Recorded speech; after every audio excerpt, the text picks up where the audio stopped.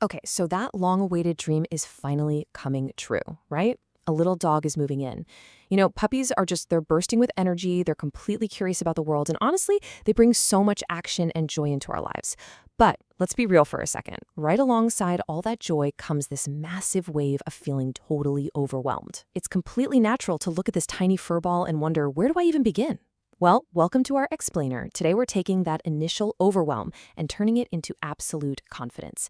Think of this as your ultimate structured day one puppy blueprint. We're going to break down exactly how to navigate your puppy's arrival so you are literally perfectly prepared from the very first minute they step paw into your home. Sound good? Let's dive right in. Now, when that little pup finally gets to your house, you have to remember absolutely everything is brand new to them. The people, the smells, the whole environment. Plus, your puppy is suddenly missing its mom and its siblings, who, up until this exact moment, were literally always around. Because of that, it is so tempting to fall into this trap of false sympathy. You look at them and think, oh, they're just so tiny and homesick, I should probably just let them chill out and, let them get away with everything for now. But as this quote boldly reminds us, don't let them get away with everything. You might think you're doing them a huge favor, but actually, you're really not. The golden rule here is that gentle, consistent training has got to start immediately, day one, no exceptions. These young animals are incredibly eager to learn and highly receptive, so we have to channel that. So, to keep this incredibly manageable for you, we've organized this explainer into 5 highly structured pillars. We'll start with their arrival and first steps, then we'll move into the name game. Next up, we'll tackle the reality of potty training, followed by building a rock-solid command framework. And finally, we'll cover how to gently train them for separation. Let's kick things off with Section 1, Arrival and First Steps. This is all about building that initial foundation. When your puppy first arrives, they are processing just a massive volume of new stimuli. They are taking in every single little detail of your home. And the science behind this is actually super fascinating. Right now, your puppy is smack in the middle of what's called their socialization phase. This is this magic window where they learn the rules of living with you, how to interact with people, and how to behave around other animals. They are literally like a giant sponge right now, just eagerly absorbing the structure of your household. And here's the kicker. If you don't provide that structure from day one, they're just going to make up their own rules. We definitely don't want that. So right out the gate, the motto is practice, practice, practice. Moving on to Section 2, their own name. This is going to be your central training anchor. You see, a dog's name isn't just a cute identifier. It is the absolute foundation of your training. That furry little guy or girl needs to understand that they are the one being addressed, and that hearing their name means they need to lock their undivided attention right onto you. So how do we build that? Well, we follow some really specific heuristics. First off, make sure your puppy is full and well-rested before you even try this, and ensure they aren't easily distracted by something else. You actually want to wait for a moment when they're not paying attention to you. Then, speak their name really clearly and cheerfully. The instant, and I mean the exact split-second instant, they make eye contact, boom, you give them a reward. This could be a treat, a nice pet, or a quick little game. Do this a few times a day, but here is the absolutely crucial part. Keep these sessions strictly between 5 and 10 minutes. Please, do not burn the puppy out. It has got to stay fun for them. All right, let's get into Section 3, the path to potty training. Time to face reality.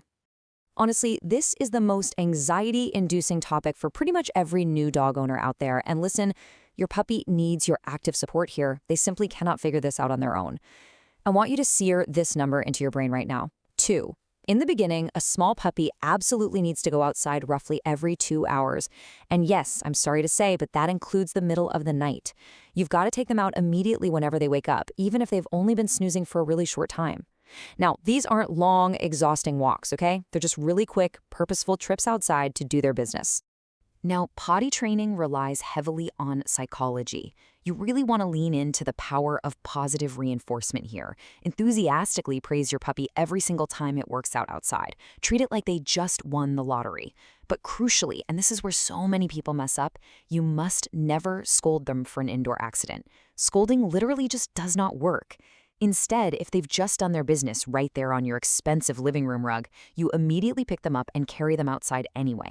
You have to do this so your home doesn't accidentally become established as this comfortable, safe alternative for their bathroom needs. The main takeaway here? Pure patience. Just be prepared that full potty training can take up to 6 months. Okay, Section 4, building basic commands right. This is all about setting up your framework. When you're building those foundational, life-saving commands from the ground up, things like sit, stay, here, and stop, choosing the right words is absolutely vital. These aren't just cute parlor tricks. These are crucial instructions for their safety, especially if you live in a busy city or when you're at a street crossing. For instance, did you know the word no is actually a terrible command? It's true. Why? Because we use it constantly in our daily lives. We say it so inflationarily that it simply blurs into background noise and loses all meaning to the dog. Instead, you want to swap it out for something really sharp and specific, like leave it or drop it. The same goes for recall. A sharp here is way stronger and clearer than a casual come, which, let's face it, you probably say all the time. A command has to be clearly assignable and rarely used outside of actual training instructions. Let's break down the precise anatomy of a perfect command loop. Step 1. Speak firmly. If you're giving a command like drop it, pitch your voice a bit deeper and use a strict face. Your puppy is reading your body language and your facial expressions just as much as your words, if not more. Step 2. The puppy performs the action. Now step 3 is the most critical part of this whole shebang.